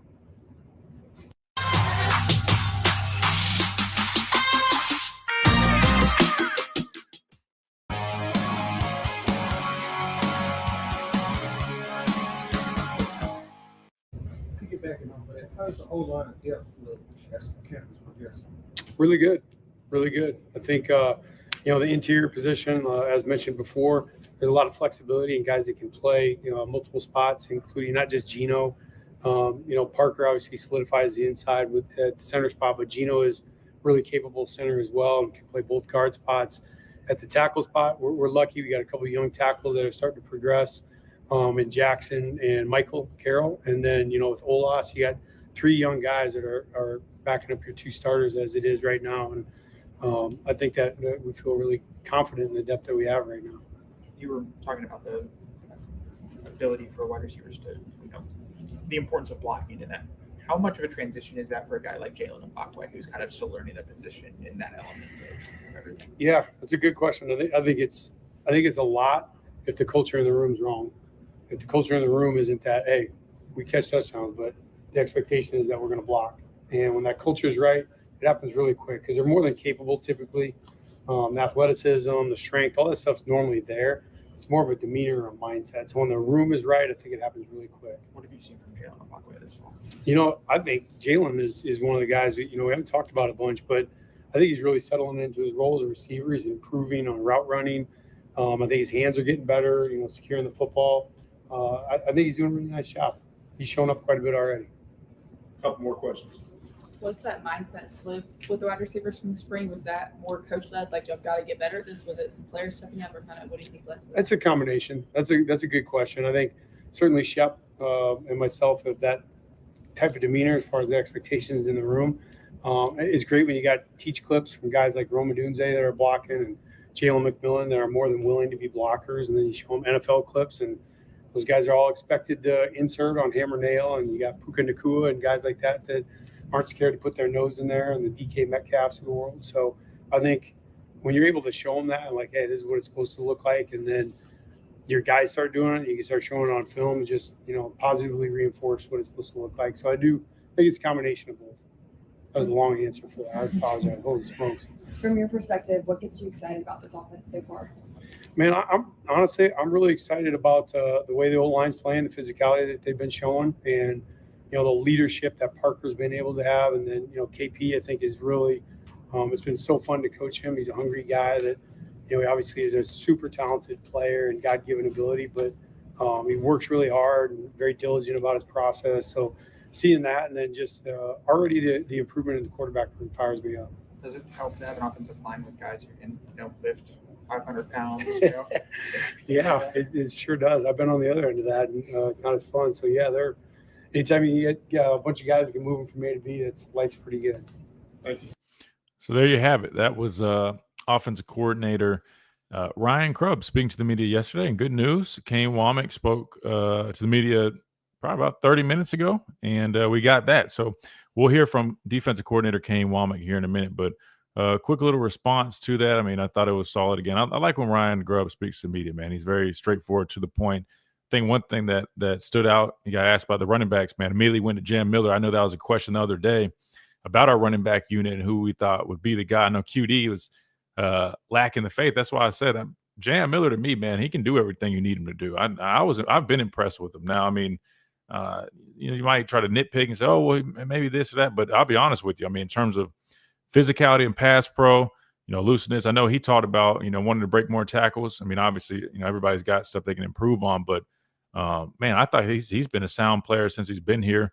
Great leader, and it was good to hear that Ryan Grubb was really impressed with him. That he's clearly taking on his role and doing a nice job through camp. But obviously, the different types of backs will be fun to see those guys get their opportunities and what they can make out of it. Offensive line. Anytime you hear the positive reviews coming from that, I always want to be take note of that. A lot of physicality from the group, which is important. He mentioned the 2 young guys that I was talking about. I believe it was yesterday, who have been impressive. The 2 freshmen. Then he gave a nod to Elias, who's been working around different spots in the offensive line and also has been much improved as well. So offensive line play is going to be huge. You guys have heard me say over the last few months, man. I think that's one of the biggest keys to success, not only offensively, but for the team. And the fact that, they seem to be, pleased with where they're at right now. Obviously, still got a ways to go, keep working. But the fact that, we're not really hearing, last year, remember, it was kind of, trying to, feel it out, figure out who's going to be here, kind of that battles going on, even really throughout the first few games. I mean, the right tackle spot really wasn't secure. I feel like with this time around, they feel a little bit more confident with that unit, which to me is a good sign, right? Especially being earlier on into camp. Got an update on Mbakwe. I know we heard a little bit from Coach DeBoer on him, but obviously Ryan Grubb is pleased with where he's at. So I know a lot of people have been kind of wondering what's the deal with him? How is he fitting in that new role? And it appears that he's coming along just fine. And matter of fact, Bray even made that comment as well. So that was good to hear. That being said, let's go ahead and hit this timeout. If you guys have any responses, I'd love to read them on anything we just heard from Ryan Grubb. Again, that was from yesterday's practice. So today you had defense speak to the media. So when we come back, we'll go ahead and hear from defensive coordinator Kane Womack and hear his thoughts on Alabama's first full padded practice that took place today. After this quick timeout right here on the Miller's Edge, Tide 100.9, 1230, WTBC.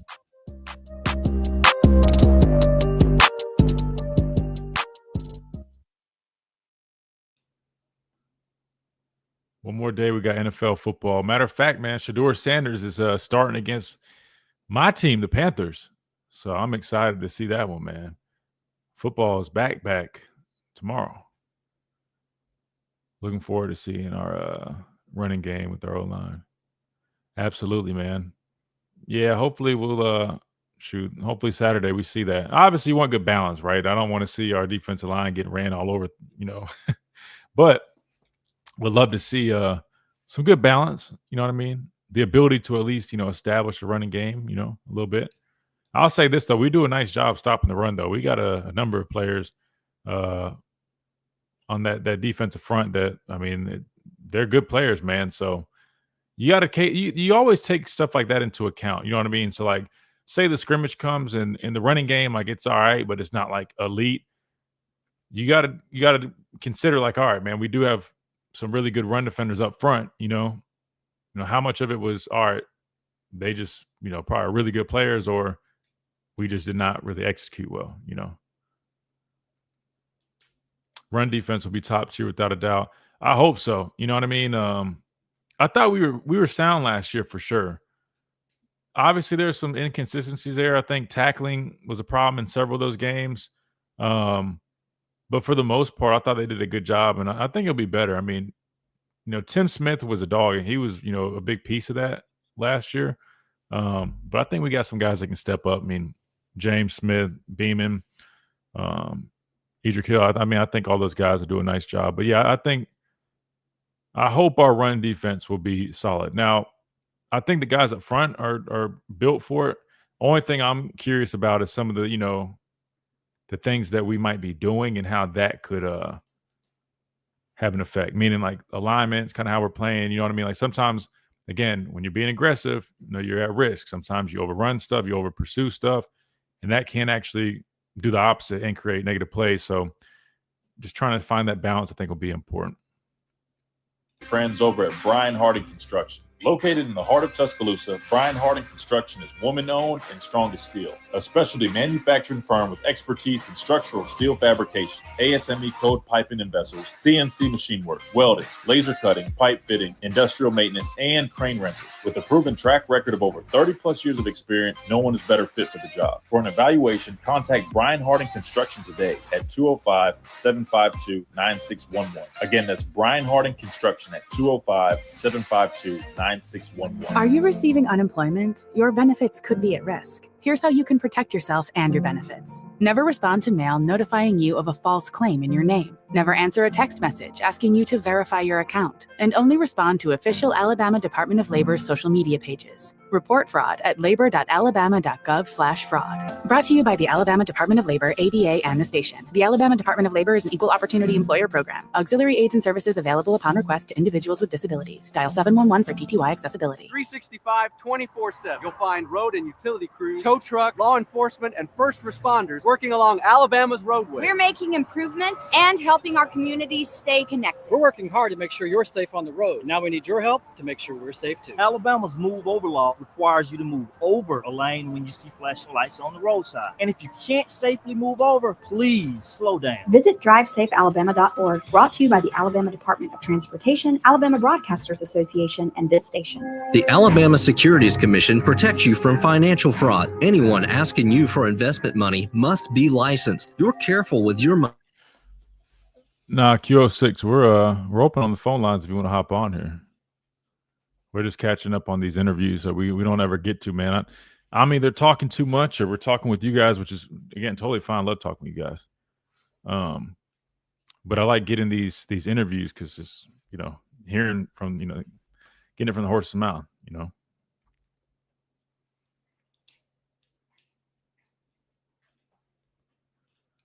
see. How bad do you think Bama's going to whoop FSU? Man, I'll be honest with you. It's kind of hard for me to game ones are always hard to judge, because you're kind of expecting there to be some, Sports medicine. If people are kind of feeling it out type stuff, right? I mean, there's going to be busts. There's going to be things that come up in the game.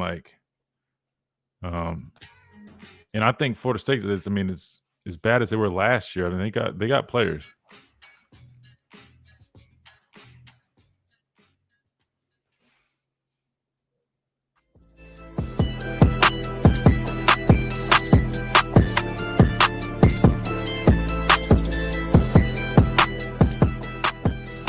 And welcome back in to the Miller's Edge, Tide 100.9, 1230 WTBC. We're about to hear from defensive coordinator Kane Womack. I did see a question from Todd that I don't think that I answered just yet, and I think he asked it. Let me see. I think he is about the hash marks. Yeah. He said, Christian, how does the different hash mark placements make a difference between college and the pro game? And I'll be completely honest with you, man. That's probably better. An offensive guy would probably give you a better answer. I'm reading up on it because I remember in college they are damn, I feel like I'm getting it backwards now. I want to say college they're more narrow. I do know from playing, we always use hash marks as markers with drops and stuff like that. So just off the top of my head, and again, this is just me just kind of just talking. Could be a deal where alignments are adjusted and fixed off of that. I'll be honest with you, man. I probably should look a little bit more into that before I try to give you an answer. But in college, they are wider. Okay. See, Dwight, you know better than I do. I was about to say, I'm drawing a blank. I'm like, wait, is it more now? You're right, 100%. NFLs are more narrow. You're 100% right. Now I'm seeing it right now. Damn, I'm tripping. Yeah, you are right. I'm just trying to think of really how that would, man. Because for me, defensively, we always had our markers to drop. So, for example, a curl flat drop, we might say top of the hash or 2 yards outside the hash. So for me personally, again, this is me personally off the top of my head, alignments and our assignments and things like that were always kind of predicated off of that stuff, or at least it was kind of just like an idea.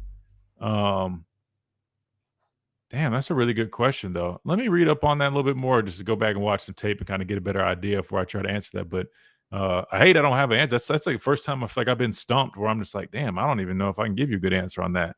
I'll look into it and find it. But unless Chase, who's our football expert behind the glass, Chase, you got a better answer in terms of the hash marks and the placement and the differences, Chase? You got any any thoughts on that?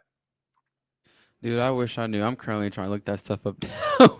I mean, this is another thing I thought about. I can tell you. Well, this is another thing I thought. I mean, ball placement, right? That's something to think about. I'm just trying to think if there's and I'm probably missing something so obvious. What's funny is you guys probably know better than me right now, but this says somewhere, there's less field into the boundary. That's okay. That's a good point, right? In terms of what's considered the boundary, right? That's definitely something to think about. Phil says it seems college markers open one side of the field for more room, spacing. Dwight says about spacing receivers. Yes, that's what I'm saying. Like from our alignments in terms of drops from receivers, in terms of their routes, it definitely obviously all that comes into play. But I'm just trying to. Marcus says the hash marks are wider than NFL. Yep. So there'll be more room when lining up. Yeah. So I was just trying to think of outside of typical alignment type stuff.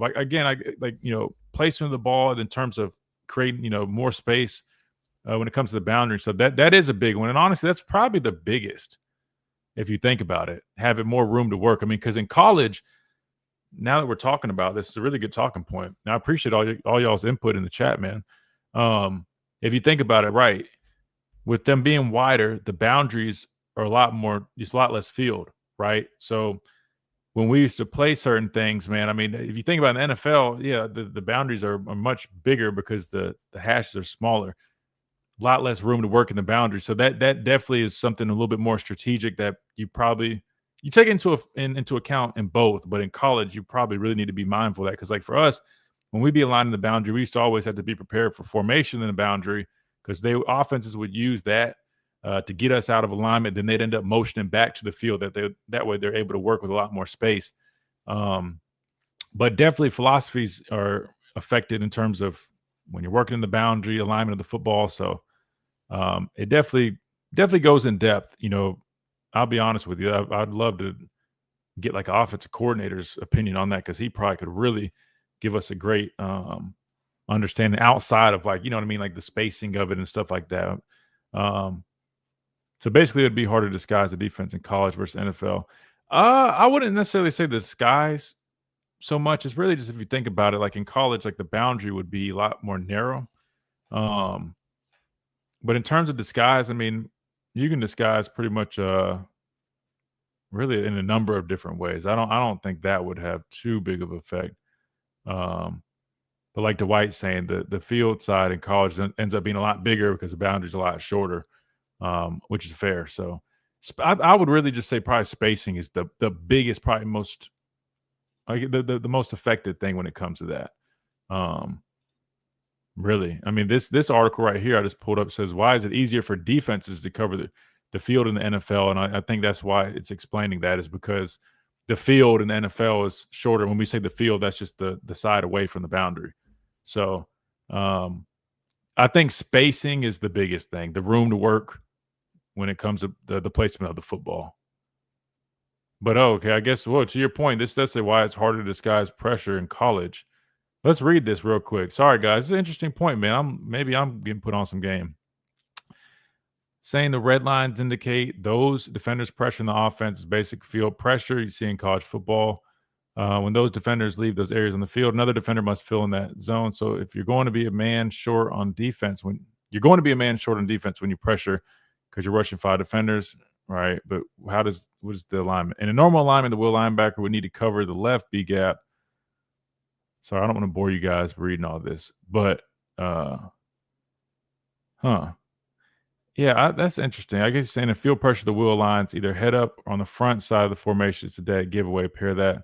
So I guess they're saying some pre-snap alignments. I'll be honest with you guys, though. I don't think it will make that crazy of a difference. I could be wrong, but I think that's just at some point people kind of just start trying. Think about it. Somebody's like, "Hey, what are all the benefits of this?" And you just start trying to name out as many as possible, even though some of them might not really be like common or huge. But I guess that, I mean, if it happens once, I guess you can add that to the list. Yeah, see, like Marcus said, I don't think the disguise would be huge. What they were using in that example is technically based off alignment if you do have to stretch a formation out. But that could always, I mean, but that happens regardless of where the hash marks would be. I mean, alignments are going to be different based on where the football is placed, regardless. So yeah, but good question, man. Great talking point, Todd. I appreciate that because I mean, it made me have to learn a little bit more. Because I'm not gonna lie to you, in all my years of playing football, we discussed obviously the NFL's hash marks are different. Like that was like something we go over early on, like in training camp. Like we talk about some of those, like it's in college though. We talk about our, the hash marks are here because we have to. As a football player, you need to know those terms and those markers to identify stuff. So when your coach is telling you, hey, this drop is going to be, 2 yards outside the hash, like you got to have an understanding of that. So we would go over those basic things. But I'll be honest with you, we never really talked about, oh, well, this is going to be easier compared to this because of that. We didn't really dive too deep into that. But maybe offense does. I don't know. Let's do this, Chase. Let's take a quick timeout. That way, when we come back, we can just roll this Kane Womack interview to kind of wrap things up. It's about 12 minutes, so we should be right on time to do that because I want to hear what he had to say after the first full padded practice. So we should get an update and see how that went for those guys, see who got the better end of the stick today. We'll find out when we come back right here on the Miller's Edge, Tide 100.9, 1230, WTBC.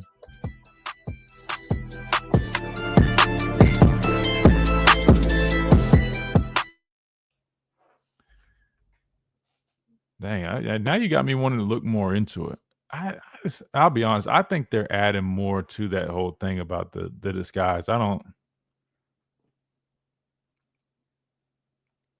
They're just saying though, in terms of like not really having to, walk guys as much because in college, if you're aligned to the field, there's so much more field to cover, meaning the receivers have more to, their alignments are wider. Hence, your linebacker, his alignment changes, right?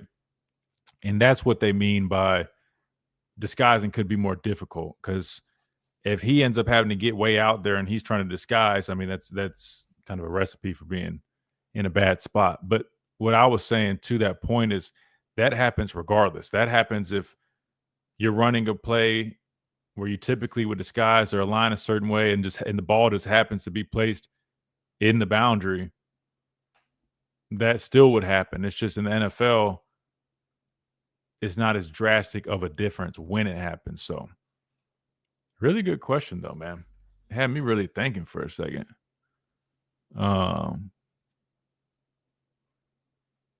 This thing says here, wider hash marks in college allow for more diverse and flexible offensive formations, whereas the NFL's narrower spacing promotes centralized, precise play calling. Kicking angle variations. Dang, we missed that one. That's a big one. Kicking angles is a big one. I agree on that one 100%. In terms of defenses must cover a larger field. Yeah, so that's what I mean by in terms of just bigger field, smaller boundary, spacing, alignments, stuff like that. Great conversation though, man. Really good conversation. Like, I'll be honest, like, even, like, when I got to the NFL, like, it's not like I'm like, "Oh, man, these hash marks, golly, I gotta get used to this." Like, at least for me, like, as an outside linebacker, it didn't really I hardly could tell a difference, honestly, other than just placement of the football. Hell, I had to run all the way around trying to get lined up. I guess I might have noticed that.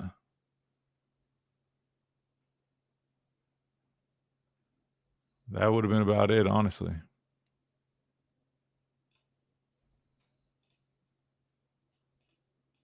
All right, we got this ready to roll. Let's see. We got another question real quick. Look at Dwight. I'm going to start calling you Coach Dwight, man. who else? Was it Marcus too? And Phil, you guys dropping that knowledge.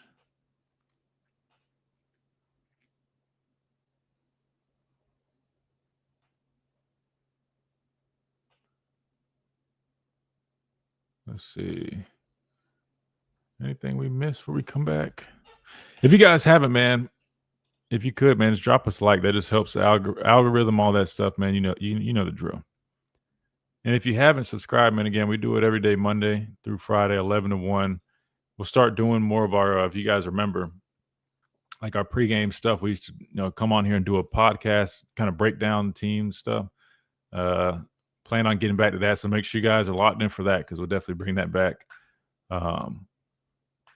Probably, leading up to Florida State, we'll probably do it, like a Wednesday or something like that. I think we used to do it on Wednesdays. We called it the Miller's Edge Extra. Because obviously, again, Miller's Edge, we're a radio show. We stream here. We do the show here with you guys on YouTube. But oh,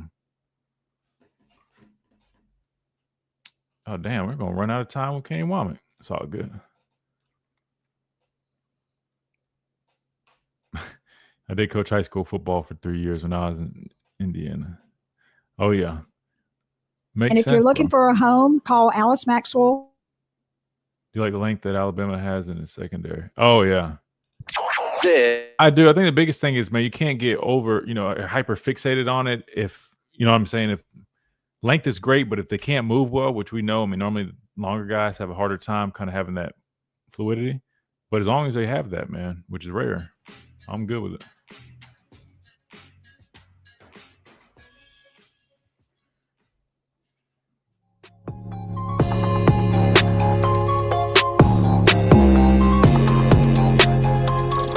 And welcome back into this Wednesday edition of Miller's Edge, Tide 100.9, 1230 WTBC. All right, I'm going to hurry up and shut up. That way we can hear from Kane Womack the most that we can. We'll probably get about 3/4 of the way through it before we got to get out of here.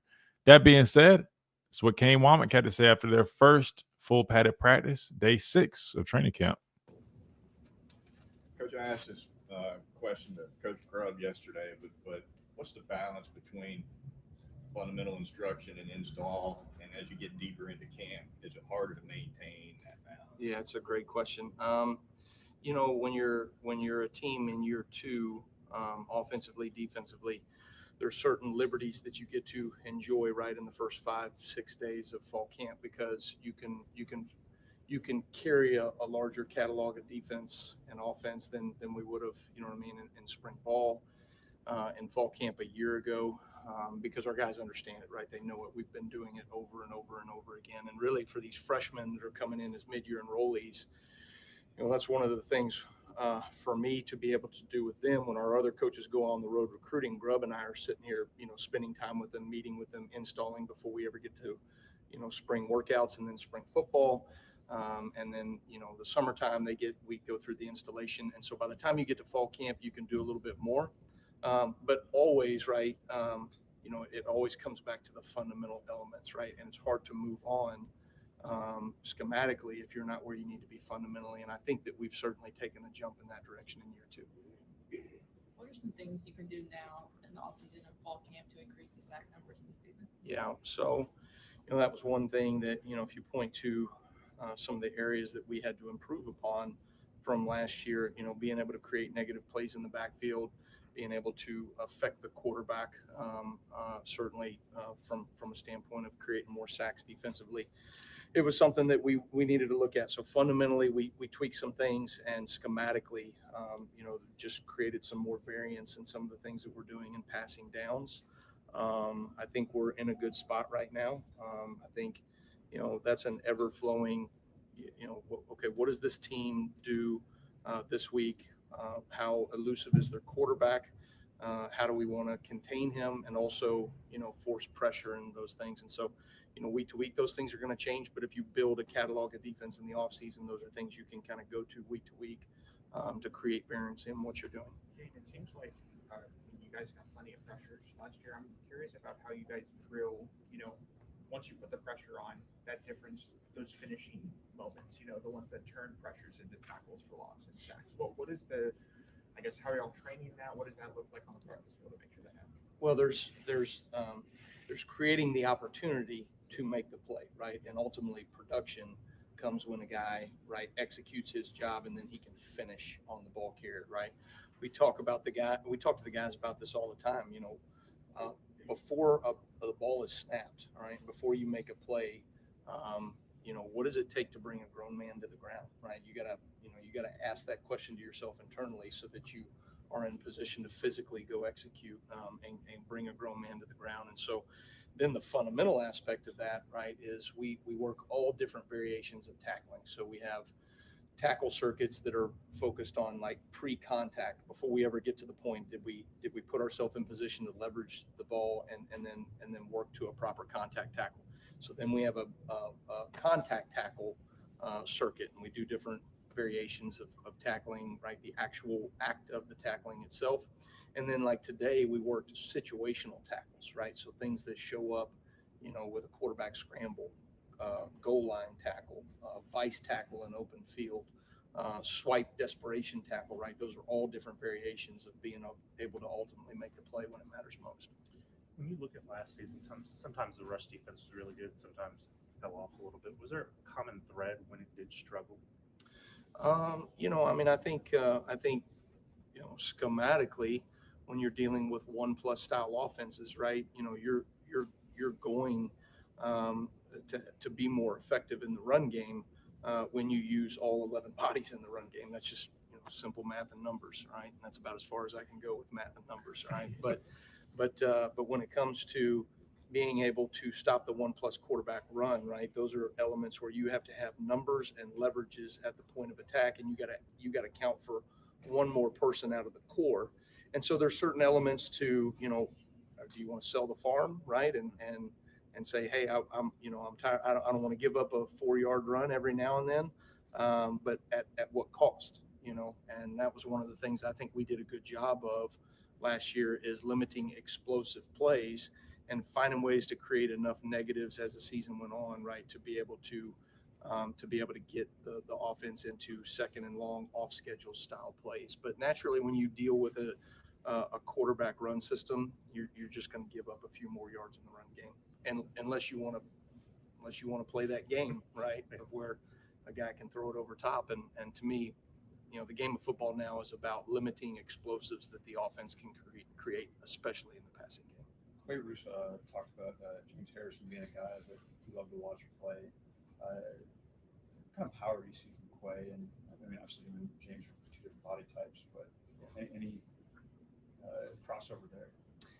You know, I haven't thought about it necessarily from that perspective, but you know, James Harrison would be one that I would want Quay to play like as well. You know, I think Quay is you know, on a team full of freaky people, Quay is the freakiest. You know what I mean? He is freaky athletic, and I think he's a special talent in terms of his strength.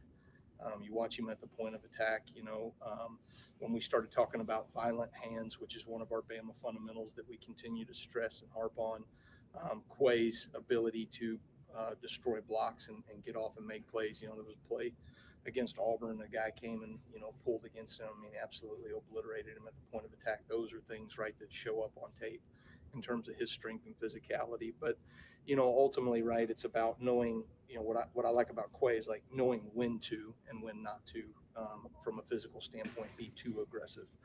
And I think he's learned a lot last year with the experience that he had. And I think he's what I would call, you know, has turned himself into a controlled, aggressive player.